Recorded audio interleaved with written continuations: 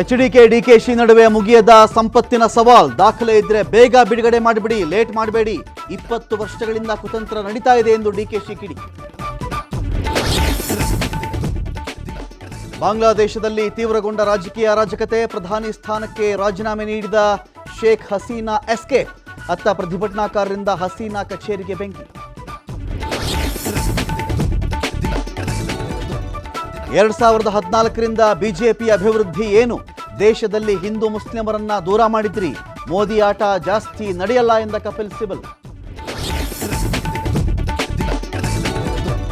ಕೂಲಿಗಳ ಕಷ್ಟಕ್ಕೆ ಸ್ಪಂದಿಸಿದ ವಿಪಕ್ಷ ನಾಯಕ ರಾಹುಲ್ ಗಾಂಧಿ. ದೆಹಲಿಯಲ್ಲಿ ಕೂಲಿ ಕಾರ್ಮಿಕರನ್ನ ಭೇಟಿಯಾಗಿ ಮಾತುಕತೆ. ಸಂಸತ್ನಲ್ಲಿ ಅವರ ಕಷ್ಟ ಪ್ರಸ್ತಾಪಿಸುವುದಾಗಿ ಭರವಸೆ.